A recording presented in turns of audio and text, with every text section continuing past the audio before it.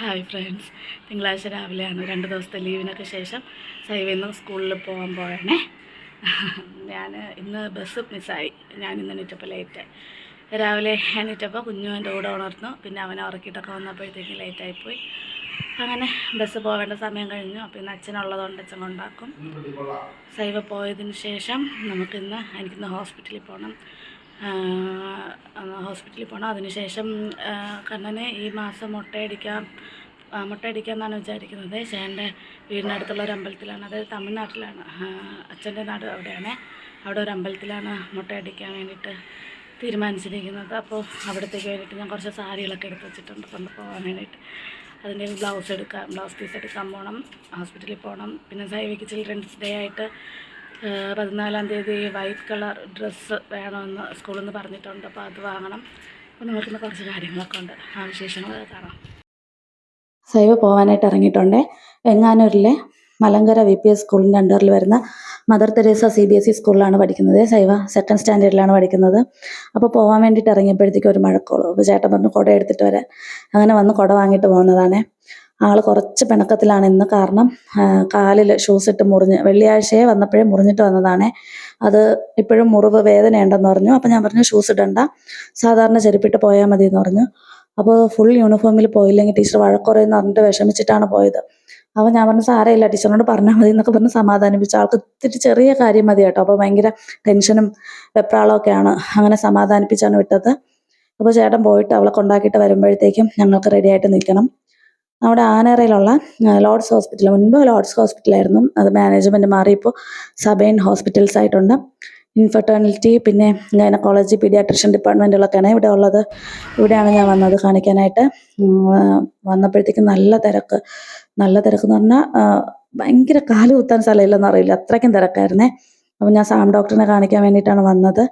ഡോക്ടറിൻ്റെ അപ്പോയിൻമെൻറ്റ് എടുത്തു, പക്ഷേ തിരക്ക് കൂടുതലായതുകൊണ്ട് ലേറ്റ് ആവുമെന്ന് പറഞ്ഞ് പിന്നെ ജുവൽ ഡോക്ടറിനെ കണ്ടു. ഒന്നാമത് മോൻ കൂടെയുണ്ട്. പിന്നെ സൈവയെ എനിക്ക് വൈകുന്നേരം സ്കൂൾ വിട്ട് വരുമ്പോഴത്തേക്ക് അവളെയും വിളിക്കാൻ കണക്കിന് തിരികെ പോകണമെന്ന് വിചാരിച്ചിട്ടാണ് വന്നത്.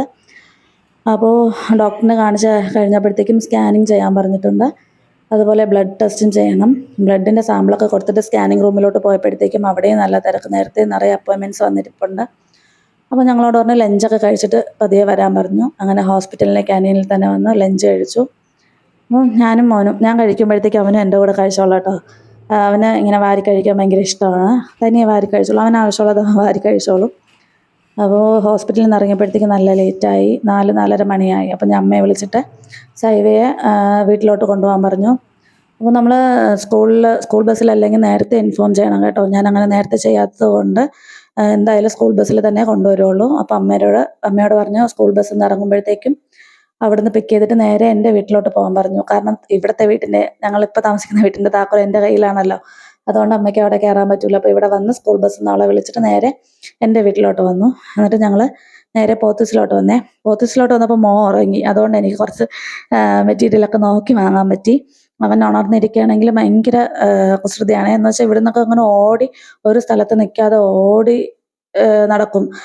ഈ തറയിലൊക്കെ ടൈലായതുകൊണ്ട് പെട്ടെന്ന് അങ്ങനെ കാല് വഴുതി വീഴാനും സാധ്യതയുണ്ട്. അപ്പോൾ അവനെ സൂക്ഷിക്കണം. അവൻ്റെ പുറകെ നമുക്ക് ഓടാൻ പറ്റില്ല. അവനാണെങ്കിൽ ആൾക്കാരുടെ ഇടയിലൊക്കെ കൂടി അങ്ങ് ഓടിക്കളയും. അപ്പോൾ ഉറങ്ങിയത് കൊണ്ട് ഞാൻ പിന്നെ പതിയെ ഓരോന്നായിട്ട് നോക്കി വാങ്ങി.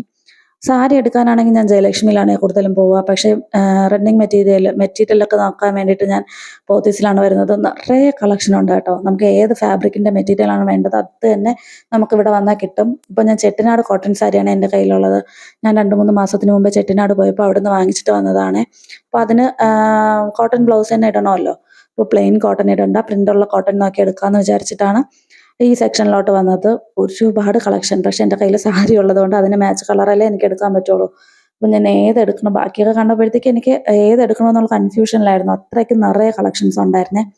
എനിക്കറിയാം ഇവിടെ വന്നാൽ ഞാൻ വിചാരിക്കുന്ന സാധനം കിട്ടുമെന്ന് എനിക്ക് ഉറപ്പുണ്ടായിരുന്നു.